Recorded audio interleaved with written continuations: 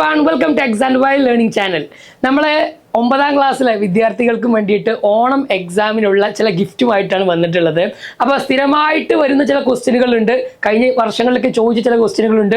ഇപ്രാവശ്യം നമ്മൾ text book കുറച്ച് മാറിയത് കൊണ്ട് തന്നെ ചാപ്റ്റേഴ്സിന്റെ ഓർഡറിലൊക്കെ സ്വാഭാവികമായിട്ടും ചില വ്യത്യാസങ്ങളുണ്ട്. പക്ഷേ ഫസ്റ്റത്തെ ചാപ്റ്റർ നമുക്ക് എല്ലാവർക്കും അറിയാം, നമ്മുടെ സ്ട്രക്ചർ ഓഫ് ആറ്റം, ആറ്റത്തിന്റെ ഘടനയുമായി ബന്ധപ്പെട്ടിട്ടുള്ള ചില കാര്യങ്ങളാണ്. കുറച്ച് പോർഷൻസ് മാത്രമാണ് അതിൽ അഡീഷണൽ ആയിട്ട് ഈ വർഷം ചേർത്തിട്ടുള്ളത്. ഓക്കെ, ഇലക്ട്രോൺ, പ്രോട്ടോൺ, അതിൻ്റെയൊക്കെ എങ്ങനെയാണ് അവയെ കണ്ടെത്തിയത് എന്നുള്ള ആ ഡിസ്കവറി മാത്രം, അതിൻ്റെ ചില എക്സ്പെരിമെന്റുകളും കാര്യങ്ങളൊക്കെ വെച്ചിട്ട് എന്തിട്ടുണ്ട് ഇപ്രാവശ്യം കുറച്ചും കൂടി നമ്മുടെ സിലബസിൽ ചെറിയ ചില മാറ്റങ്ങളുണ്ട്. പക്ഷേ പുതിയ ഭാഗം ആയതുകൊണ്ട് തന്നെ അതിൽ നിന്ന് എന്തൊക്കെ ക്വസ്റ്റ്യനുകൾ ചോദിക്കുമെന്നുള്ളത് ഇപ്പോഴും നമുക്ക് കറക്റ്റായിട്ട് ഉറപ്പിക്കാൻ പറ്റില്ല. എങ്കിലും നമുക്ക് ചോദിക്കാൻ ചാൻസ് ഉള്ള ചോദ്യങ്ങൾ, പ്രത്യേകിച്ച് പ്രീവിയസ് ഇയറിലെ ക്വസ്റ്റ്യൻ പേപ്പറൊക്കെ എടുത്തു വെച്ചുകൊണ്ട് തന്നെ അതിലെ ചില പ്രധാനപ്പെട്ട ചോദ്യങ്ങളാണ്, ചില ഷുവർ ഷോർട്ട് ക്വസ്റ്റ്യനുകളാണ് നമ്മൾ ഈ വീഡിയോയിലൂടെ ചെയ്യാൻ വേണ്ടി ഉദ്ദേശിക്കുന്നത്. അപ്പോൾ ചാനൽ ആദ്യമായിട്ടാണ് വാച്ച് ചെയ്യുന്നതെങ്കിൽ തീർച്ചയായിട്ടും സബ്സ്ക്രൈബ് ചെയ്യുക. നമ്മുടെ എക്സാമിന് വേണ്ട മുഴുവൻ കാര്യങ്ങളും ഈ ഒരു ചാനൽ നിങ്ങൾക്ക് ലഭ്യമായിരിക്കും. അപ്പോൾ നമുക്ക് നമ്മുടെ ആദ്യ ചാപ്റ്റർ ആയിട്ടുള്ള സ്ട്രക്ചർ ഓഫ് ആറ്റം, ആറ്റത്തിന്റെ ഘടനയുമായി ബന്ധപ്പെട്ടിട്ടുള്ള ചില ചോദ്യങ്ങൾ എന്ത് ചെയ്യാം, ഒരുമിച്ച് ചെയ്തു നോക്കാം.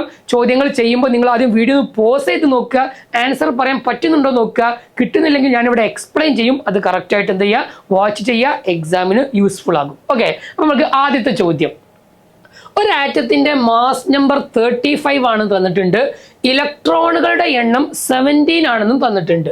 എങ്കിൽ ഇതിന്റെ അറ്റോമിക് നമ്പർ എത്ര എന്നാണ്. അപ്പം മലയാളം മീഡിയംകാർക്ക് മലയാളത്തിൽ ക്വസ്റ്റ്യൻ കൊടുത്തിട്ടുണ്ട്, താഴെ ഇംഗ്ലീഷിലും ക്വസ്റ്റ്യൻ കൊടുത്തിട്ടുണ്ട്. ഓക്കെ, അപ്പൊ നോക്കാം. നമുക്ക് അറ്റോമിക് നമ്പർ, മാസ് നമ്പർ ആണ് 35, ഇലക്ട്രോണിന്റെ എണ്ണം 17 എന്ന് പറഞ്ഞാൽ നമുക്കറിയാം ഇലക്ട്രോൺ എത്രയുണ്ടോ അത്രയും പ്രോട്ടോൺ ഉണ്ടാകും. പ്രോട്ടോണിന്റെ എണ്ണമാണ് നമ്മൾ അറ്റോമിക് നമ്പർ ആയിട്ട് പറയുക. സോ സ്വാഭാവികമായിട്ട് നമ്മുടെ ചോദ്യത്തിന്റെ ഉത്തരം 17 ആയിരിക്കും അറ്റോമിക് നമ്പർ ആയിട്ട് വരിക. ഇതിൽ എത്ര ന്യൂട്രോണുകൾ ഉണ്ട് മക്കളെ? എടാ, പ്രോട്ടോണിന്റെ എണ്ണം അല്ലെങ്കിൽ അറ്റോമിക് നമ്പർ 17, മാസ് നമ്പർ 35. ഈ മാസ് നമ്പറും അറ്റോമിക് നമ്പറും കിട്ടിക്കഴിഞ്ഞാൽ ന്യൂട്രോണിന്റെ എണ്ണം കാണാൻ എളുപ്പമാണ്. Mass number minus atomic number ചെയ്താൽ മതി. മാസ് നമ്പർ എത്ര? 35 ആണ്. അറ്റോമിക് നമ്പർ എത്ര? 17 ആണ്. സോ ന്യൂട്രോണിന്റെ എണ്ണം എത്ര ആയിരിക്കും വരിക? 18 ആയിരിക്കും ഈ ഒരു ചോദ്യത്തിന്റെ ആൻസർ ആയിട്ട് വരിക. ഓക്കെ, ഇതിലെ സംയോജകത എത്ര? സംയോജകത എന്നുള്ള ടേം നമുക്ക് ഈ ഒരു ഇയർ തന്നെ പഠിക്കാനുള്ളതാണ്. സംയോജകത എന്ന് പറഞ്ഞു കഴിഞ്ഞാൽ ഒരു ഇലക്ട്രോണിക് കോൺഫിഗറേഷൻ നമുക്ക് കിട്ടിക്കഴിഞ്ഞാൽ, ഇലക്ട്രോൺ വിന്യാസം കിട്ടിക്കഴിഞ്ഞാൽ നമുക്കറിയാം ചില ആറ്റങ്ങൾ ഇലക്ട്രോണിനെ ഡൊണേറ്റ് ചെയ്യും, ചില ആറ്റങ്ങൾ ഇലക്ട്രോണിനെ അക്സെപ്റ്റ് ചെയ്യും. അത് നമ്മൾ 3ാമത്തെ ചാപ്റ്ററിന്റെ തുടക്കത്തിലാണ് ഈ ഒരു ഭാഗം എന്ത് ചെയ്യുന്നത്, ഇലക്ട്രോണിനെ കൊടുക്കലും വാങ്ങലുമായി ബന്ധപ്പെട്ട കെമിക്കൽ ബോണ്ടിങ്, അല്ലെ, ഈ പറഞ്ഞ ആറ്റങ്ങൾ പരസ്പരം കൂടിച്ചേരുന്നതുമായി ബന്ധപ്പെട്ട ബോണ്ടിങ്ങുമായി ബന്ധപ്പെട്ട കാര്യങ്ങൾ നമ്മൾ പഠിക്കുന്നത്. അപ്പൊ ഇവിടെ നമുക്കറിയാം ഒരു ആറ്റം ഔട്ടർ മോസ്റ്റ് ഷെല്ലിൽ 8 ഇലക്ട്രോൺ കിട്ടാൻ വേണ്ടി, അഥവാ ബാഹ്യതമായ ഷെല്ലിൽ 8 ഇലക്ട്രോൺ ആണെങ്കിലാണ് അത് എന്ത് ചെയ്യുക, സ്റ്റേബിൾ ആവുക, സ്ഥിരത കൈവരിക്കുക. എന്നാൽ സ്ഥിരത കൈവരിക്കാൻ വേണ്ടി എത്ര ഇലക്ട്രോണിനെ കൊടുക്കും, എത്ര ഇലക്ട്രോണിനെ വാങ്ങും, ആ എണ്ണത്തിന് നമ്മൾ വിളിക്കുന്ന പേരാണ് സംയോജകത അഥവാ വാലൻസി. ഇപ്പൊ നോക്കിക്കേ, നിങ്ങൾ ഇലക്ട്രോണിന്റെ എണ്ണം 17 അല്ലേ, സ്വാഭാവികമായിട്ടും ഇലക്ട്രോൺ വിന്യാസം എങ്ങനെ വരിക? 2, 8, 7 ആയിരിക്കും വരിക. അപ്പോൾ ഔട്ടർ മോസ്റ്റ് ഷെല്ലിൽ എത്ര ഇലക്ട്രോൺ കിട്ടിയാലാണ് 8 ആവുക മക്കളെ? ഒരു ഇലക്ട്രോണിനെ സ്വീകരിക്കണം. ആ സ്വീകരിക്കുന്ന ഇലക്ട്രോണിന്റെ എണ്ണമാണ് വാലൻസി അഥവാ സംയോജകത. അപ്പൊ ഈ പറഞ്ഞ ആറ്റം ഏതായിരിക്കും? ക്ലോറിൻ ആറ്റമാണ്. അതിന്റെ ഇലക്ട്രോൺ വിന്യാസമാണ് ഇവിടെ കാണുന്നത്. അയാൾ ഒരു ഇലക്ട്രോണിനെ, നമുക്കറിയാം ക്ലോറിൻ എപ്പോഴും മൈനസ് ആയിട്ടുണ്ടാവുക, അഥവാ ഒരു ഇലക്ട്രോണിനെ സ്വീകരിച്ചിട്ടുണ്ടാകും. ഈ മൂലകത്തിന് ശേഷം തൊട്ടടുത്ത് വരുന്ന ഉത്കൃഷ്ടവാതകം അഥവാ ഇനേർട്ട് ഗ്യാസിന്റെ ഇലക്ട്രോൺ വിന്യാസം എഴുതുക. അപ്പൊ ഇത് നമുക്കറിയാം 2, 8, 7 ആണ്. ഇലക്ട്രോൺ വിന്യാസം 8 ആളുകളാണ് എന്ത് വരിക? ഇനേർട്ട് ഗ്യാസ് അഥവാ ഉത്കൃഷ്ടവാതകം, അല്ലെ, അല്ലെങ്കിൽ അലസവാതകം എന്നൊക്കെ നമ്മൾ വിളിക്കുന്ന നോബിൾ ഗ്യാസ്, അവരൊക്കെ ആയിട്ട് വരുന്നത്. ഓക്കെ, അപ്പൊ സ്വാഭാവികമായിട്ടും 2, 8, 7 എന്നുള്ളത് എന്താക്കിയാൽ മതി? 2, 8, 8 എന്നാക്കിയാൽ മതി. നമ്മുടെ ആർഗണിന്റെ അതേ സ്ഥാനത്താണ്. ഓക്കെ, നമ്മൾ കൺഫ്യൂഷൻ ഉണ്ടെങ്കിൽ നമുക്ക് പീരിയോഡിക് ടേബിളിലെ ആദ്യത്തെ ഒരു 20 എലമെന്റുകളുടെ പേരുകളൊക്കെ ഓർഡർ പ്രകാരം നമുക്ക് അറിയുന്നുവെങ്കിൽ തീർച്ചയായിട്ടും ഇങ്ങനെയുള്ള ചോദ്യങ്ങൾ നമുക്ക് തെറ്റുകൂടാതെ എഴുതുവാൻ സാധിക്കും എന്നുള്ളതാണ്. ഞാൻ തന്നെ ചെയ്തൊരു വീഡിയോ ഉണ്ടായിരുന്നു നമ്മുടെ എക്സാൻവൈയുടെ മെയിൻ ചാനൽ നോക്കിക്കഴിഞ്ഞാൽ അവിടെ നിങ്ങൾക്ക് എക്സാൻവൈ ലേണിംഗ് പിന്നെ പീരിയോഡിക് ടേബിൾ എന്ന് സെർച്ച് ചെയ്ത് കഴിഞ്ഞാൽ നമുക്ക് പീരിയോഡിക് ടേബിളിലെ ഏകദേശം 50ഓളം വരുന്ന മൂലകങ്ങളെ അവയുടെ ഓർഡർ പ്രകാരം നമുക്ക് പഠിക്കാൻ പഠിക്കാനുള്ള ചില ട്രിക്കുകളും പാട്ടുകളൊക്കെ ആയിട്ട് നമ്മൾ വന്നിട്ടുണ്ടായിരുന്നു. ഓക്കെ, ഒന്ന് സെർച്ച് ചെയ്ത് നോക്കുക. തീർച്ചയായിട്ടും നമുക്ക് 9ാം ക്ലാസ്സിൽ നിർബന്ധമായിട്ടും എന്ത് ചെയ്യാണ്ട് ആദ്യത്തെ ഒരു 10-20 ആളുകളെ ഓർഡർ പ്രകാരം പഠിക്കാണ്ട്. അപ്പോൾ ആ പാട്ടും കാര്യങ്ങളൊക്കെ എന്ത് ചെയ്യും അവിടെ ഉപകാരപ്പെടും. ആ ചാനലിൽ പോയിക്കണ്ട് എക്സാമിനറുടെ മെയിൻ ചാനലിൽ പോയിക്കണ്ട് ഒന്ന് സെർച്ച് ചെയ്ത് നോക്കിയാൽ മതി കേട്ടോ. അപ്പോൾ ഈ പറഞ്ഞ ക്വസ്റ്റ്യൻ്റെ ആൻസർ എന്ത് ചെയ്തു നമുക്ക് കിട്ടിക്കഴിഞ്ഞു. ഈസി ആയിട്ട് എന്ത് ചെയ്യണം, ഇലക്ട്രോണിക് കോൺഫിഗറേഷൻ, ഇലക്ട്രോൺ വിന്യാസം എഴുതാൻ നമുക്ക് അറിയേണ്ടതുണ്ട്. ഇനി അടുത്തൊരു ക്വസ്റ്റ്യൻ നോക്കൂ. താഴെ കൊടുത്തിരിക്കുന്ന ചോദ്യങ്ങൾക്ക് ഉത്തരം എഴുതുക എന്നാണ്. Write the name of the scientist who established the presence of 2 type of charges in substances. അല്ലെ, എല്ലാ ഈ പറഞ്ഞ പദാർത്ഥങ്ങളിലും 2 തരം ചാർജുകൾ ഉണ്ടെന്ന് സ്ഥിരീകരിച്ചത് ആരാണ്? അപ്പൊ നമുക്കറിയാം, ആദ്യമായിട്ട് നമ്മൾ സബ് അറ്റോമിക് പാർട്ടിക്കിൾസുകളായിട്ടുള്ള പ്രോട്ടോൺ, ഇലക്ട്രോൺ, ന്യൂട്രോണിൽ ആദ്യം കണ്ടെത്തുന്ന ആരെയാണ്? ഇലക്ട്രോണിനെയാണ്. അല്ലെ, ജെ തോംസൺ ആണ് ഇലക്ട്രോണിനെ കണ്ടെത്തുന്നത്. അല്ലെ, ഏത് എക്സ്പെരിമെന്റ് വഴി? അതൊക്കെ ഇപ്രാവശ്യം ചോദിക്കൂട്ടോ. ഏത് എക്സ്പെരിമെന്റ് വഴി? ഡിസ്ചാർജ് ട്യൂബ് എക്സ്പെരിമെന്റ് വഴി. അല്ലെ, അപ്പൊ അതിന്റെ ചിത്രം കാര്യങ്ങളൊക്കെ നിങ്ങൾ മനസ്സിൽ വേണം. ആനോഡ്, കാഥോഡ് റൈസ്, അതൊക്കെ നമ്മൾ മനസ്സിൽ വേണേ. ഇനി അപ്പോൾ ഇലക്ട്രോൺ ഉണ്ടെന്ന് കണ്ടെത്തിയ ഉടനെ തന്നെ എന്ത് ചെയ്തു? പ്രോട്ടോൺ ഉണ്ട്, പോസിറ്റീവ് ചാർജുള്ള പ്രോട്ടോൺ ഉണ്ടെന്ന് ആര് കണ്ടെത്തി? നമ്മുടെ റദർഫോർഡ് കണ്ടെത്തി. അപ്പൊ റദർഫോർഡിന്റെ ഏത് എക്സ്പെരിമെന്റ് ആയിരുന്നു? Gold foil experiment. അല്ലെ, ന്യൂക്ലിയസും ഇതൊക്കെ കണ്ടുപിടിച്ച റദർഫോർഡിന്റെ ഗോൾഡ് ഫോയിൽ എക്സ്പെരിമെന്റ് എന്ത് ചെയ്യണം? നമുക്ക് കൃത്യമായി അറിയേണ്ടതുണ്ട്. അപ്പൊ സ്വാഭാവികമായിട്ടും 2 തരം ചാർജുകൾ ഉണ്ടെന്ന് അത് സ്ഥിരീകരിച്ചതാരാണ്? നമ്മുടെ റദർഫോർഡ് ആണെന്ന് നമുക്ക് ഇതിൽ നിന്ന് മനസ്സിലാക്കാം. ഇനി ആറ്റത്തിന്റെ സൗരയൂഥ മാതൃക അഥവാ പ്ലാനറ്ററി മോഡൽ പ്രപ്പോസ് ചെയ്തതാണ്. നമുക്ക് 3 ടൈപ്പ് ആറ്റം മോഡലുകളാണ് പഠിക്കാനുള്ളത്. ജെ തോംസൺ ഫസ്റ്റ് ഇലക്ട്രോൺ കണ്ടെത്തിയപ്പോൾ അത് ഇലക്ട്രോൺ, പ്രോട്ടോൺ, ന്യൂട്രോൺ കണ്ടെത്തിയ ആളുകൾ പേര് മറക്കരുത് കേട്ടോ. അതിലൊരു ഷോർട്ട് കട്ടാണ് നമുക്ക് PEN-RTC എന്ന് പഠിച്ചാൽ മതി മക്കളെ. PEN-RTC, PEN RTC, PEN proton Rutherford, electron Thomson, J Thomson, neutron Chadwick, സി അതാണ് PEN-RTC. ഓക്കെ, മാറിപ്പോകരുത്. ആ എക്സ്പെരിമെന്റുകളുടെ പേരും ഒന്ന് പഠിച്ചു വെക്കണം. ഇനി നമുക്ക് ഈ ക്വസ്റ്റ്യനിൽ ചോദിച്ചതുപോലെ എന്തുണ്ട്? ഈ പറഞ്ഞ പ്ലാനറ്ററി മോഡൽ അതാരായിരുന്നു? അത് നമ്മുടെ റദർഫോർഡ് ആയിരുന്നു. അല്ലെ, ന്യൂക്ലിയസ് ആണ് സെന്ററിൽ ഉണ്ടാവുക. ന്യൂക്ലിയസിന് ചുറ്റും എന്തുണ്ടാകും? ഷെല്ലുകളിലായിക്കൊണ്ട് ഇലക്ട്രോണുകൾ ഉണ്ടാകും. ഏതുപോലെ?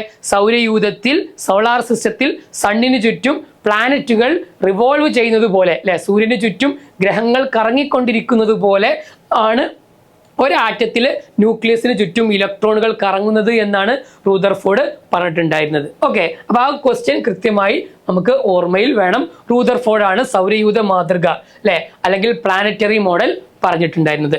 ഇനി അതിൽ വന്നൊരു അഡീഷനുമായി ബന്ധപ്പെട്ട ക്വസ്റ്റ്യൻ ആയിരുന്നു വൈദ്യുതിയുടെ പിതാവ്, ഫാദർ ഓഫ് ഇലക്ട്രിസിറ്റി എന്ന് പറയുന്നത് മൈക്കൽ ഫാരഡേ ആണ്. കാരണം ഇദ്ദേഹത്തിന്റെ ഈ ഒരു എക്സ്പെരിമെന്റ് മുതലാണ് എന്ത് ചെയ്യുന്നത്? നമ്മുടെ പ്രോട്ടോൺ, ന്യൂട്രോൺ, ഇലക്ട്രോണിലേക്കൊക്കെ എന്ത് ചെയ്യുന്നത്? പിന്നീട് ഒരുപാട് കാര്യങ്ങൾ വരുന്നത്. അപ്പോൾ മൈക്കൽ ഫാരഡേ ആയിരുന്നു നമ്മുടെ ഇലക്ട്രിസിറ്റിയുടെ പിതാവ്. അത് ഈ പറഞ്ഞ എക്സ്പെരിമെന്റുകളുമായിട്ട് ബന്ധപ്പെട്ട ഒരു ചോദ്യം എന്നുള്ളത് ജസ്റ്റ് ചോദിച്ചാൽ ഇപ്രാവശ്യം ചോദിക്കാനുള്ള ചാൻസ് വളരെ കുറവാണ് ഈ ഒരു ക്വസ്റ്റ്യൻ ആയിട്ടുള്ളത്. അപ്പോൾ നെക്സ്റ്റ് ക്വസ്റ്റ്യൻ നോക്കാം. ഇത് എന്തായാലും വരുന്നുള്ള ഉറപ്പുള്ള ഒരു ക്വസ്റ്റ്യൻ, നമുക്ക് 100% ഈ ചാപ്റ്ററിൽ നിന്ന് ഉറപ്പിക്കാവുന്ന ഒരു ചോദ്യമാണിത്. നമ്മുടെ ഐസോട്ടോപ്പുമായി ബന്ധപ്പെട്ട കാര്യം. അപ്പൊ ഐസോട്ടോപ്പ് എല്ലാവർക്കും അറിയാം, same atomic number but different mass number വ്യത്യാസം ഉണ്ടായിരിക്കണം, അറ്റോമിക് നമ്പർ സെയിം ആയിരിക്കണം. അപ്പൊ അതിന്റെ എക്സാമ്പിൾ നമ്മൾ പ്രോട്ടിയം, ഡ്യൂട്ടീരിയം, ട്രിഷിയം, ഹൈഡ്രജന്റെ ഐസോട്ടോപ്പുകൾ കൃത്യമായി ഓർമ്മ വരണം. ഐസോട്ടോപ്പുകളുടെ ഉപയോഗം വെച്ചുള്ള ഒരു ക്വസ്റ്റ്യൻ അവിടെ ചോദിച്ചിട്ടുണ്ട്. ആണവ നിലയങ്ങളിൽ ഇന്ധനമായി ഉപയോഗിക്കുന്ന ഐസോട്ടോപ്പ് ഇതിൽ ഏതാണ്? സിമ്പിൾ ആണ് ആൻസർ. ഏതാണ്? യുറേനിയം. അല്ലെ, യുറേനിയം ആണ് ആണവ നിലയങ്ങളിൽ ഇന്ധനമായിട്ട് ഉപയോഗിക്കുന്നത്. ഓക്കെ, സോ ആൻസർ ഈ പറഞ്ഞ യുറേനിയം ആണ് ഇവിടുത്തെ ക്വസ്റ്റ്യന്റെ ആൻസർ ആയിട്ട് വരിക. Okay, uranium 235. ഫോസിലുകളുടെ കാലപ്പഴക്കം നിർണ്ണയിക്കാൻ ഉപയോഗിക്കുന്നത് ഏതായിരുന്നു മക്കളെ? കാർബൺ 14. അത് വളരെ ഇമ്പോർട്ടൻ്റ് ആണ് കേട്ടോ. കാർബൺ 12 ഉണ്ട്, കാർബൺ 13 ഉണ്ട്, കാർബൺ 14 ഉണ്ട്. കാർബൺ 12 സാധാരണ നോർമൽ കാർബൺ ആണ്, കാർബൺ 14 ആണ് ഫോസിലുകളുടെ കാലപ്പഴക്കം, determine the age of fossils നിർണ്ണയിക്കാൻ വേണ്ടി ഉപയോഗിക്കുന്നത്. ഇനി വൈദ്യശാസ്ത്ര രംഗത്ത്, അല്ലെ, മെഡിക്കൽ ഫീൽഡിൽ ഉപയോഗിക്കുന്നത് ഏതാണ്? ഈ പറഞ്ഞവയിൽ കൊബാൾട്ട് 60 ആണ്. അല്ലെ, കൊബാൾട്ട് 60 എന്ത് ചെയ്യുന്നുണ്ട്? അവിടെ മെഡിക്കൽ ഫീൽഡുകളിൽ ഉപയോഗിക്കുന്നുണ്ട്. അപ്പൊ ഇങ്ങനെ അതിന്റെ ഉപയോഗം നമ്മുടെ ടെക്സ്റ്റ് ബുക്കിന്റെ ആ ചാപ്റ്ററിലെ അവസാന ഭാഗത്ത് വരുന്ന ഈ ഒരു ക്വസ്റ്റ്യൻ നിർബന്ധമായിട്ടും എന്ത് ചെയ്യണം? നമ്മൾ പഠിച്ചിട്ടുണ്ടാവണം.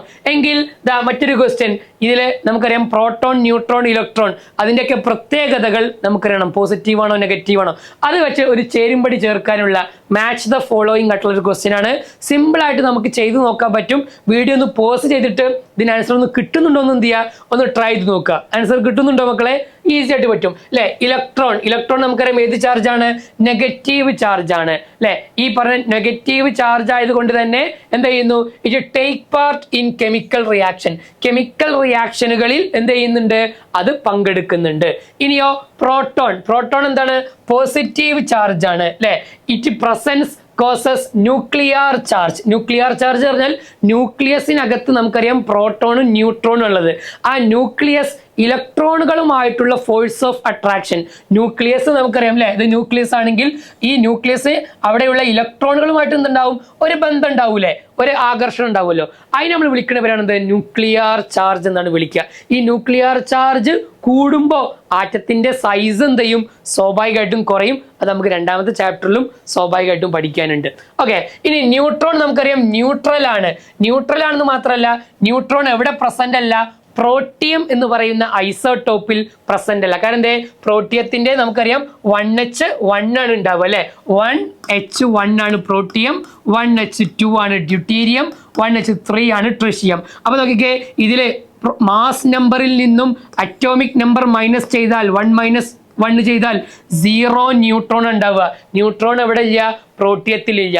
എന്നാൽ ഇവിടെ ഡ്യൂട്ടീരിയത്തിലോ ഒരു ന്യൂട്രോൺ ഉണ്ടാവും. കാരണം എന്തേ, 2 - 1. ഇവിടെയോ 3 - 1 ചെയ്താൽ 2 ന്യൂട്രോൺ ഉണ്ടാവും. ഇതൊക്കെ വെച്ചുള്ള ക്വസ്റ്റ്യനുകൾ കഴിഞ്ഞ തവണ എന്ത് ചോദിച്ചിട്ടുണ്ട്. ഇവിടെ ചോദിച്ചത് പ്രോട്ടിയത്തിൽ ഇല്ലാത്ത ആളാരാണ്? ഓഫ് കോഴ്സ് ന്യൂട്രോൺ ആണ് ആൻസർ ആയിട്ട് വരിക. ഓക്കെ, എങ്കിൽ ഇതാ നമുക്ക് ചെയ്യാനുള്ള ഒരു ക്വസ്റ്റ്യൻ, നിങ്ങളോട് ഇതാ ഒരു ക്വസ്റ്റ്യൻ ചോദിക്കുകയാണ്. ആറ്റം എന്ന് പറയുന്നത് ഇലക്ട്രിക്കലി ന്യൂട്രൽ ആണ്. ആറ്റം വൈദ്യുതപരമായി ഉദാസീനമാണ്. ആറ്റത്തിന് ചാർജ്, ആറ്റം മൊത്തമായി നോക്കുമ്പോൾ അയാൾക്ക് ചാർജ് ഇല്ല. എന്തുകൊണ്ടാണ് ഇത് എന്നുള്ളതാണ് ക്വസ്റ്റ്യൻ. ഈ ക്വസ്റ്റ്യൻ നിർബന്ധമായിട്ട് എന്ത് ചെയ്യുക, ഈ വീഡിയോക്ക് താഴെ നിങ്ങൾ കമന്റ് ആയിട്ട് എന്ത് ചെയ്യുക, രേഖപ്പെടുത്തുക. നോക്കട്ടെ, ഏറ്റവും കറക്റ്റ് ആയിട്ട് ആദ്യം ആരാണോ കമന്റ് ചെയ്യുന്നത്, അതേപോലെ തന്നെ അതിൽ കൃത്യമായിട്ടുള്ള കമന്റുകൾ ആരൊക്കെയാണ് വരുന്നത്, അവർക്ക് നിങ്ങൾ കൂടുതൽ ലൈക്ക് കൊടുത്തുകൊണ്ട് എന്ത് ചെയ്യുക, ഇതുമായി ബന്ധപ്പെട്ട കൂടുതൽ ചോദ്യങ്ങൾ നമ്മൾ ചെയ്യാൻ വേണ്ടി ശ്രമിക്കുക. ഈ ഒരു ചാനൽ അതിനായി ഫോളോ ചെയ്യുക. അടുത്ത ചാപ്റ്ററുമായിട്ട് നമുക്ക് വീണ്ടും കാണാം. Thank you.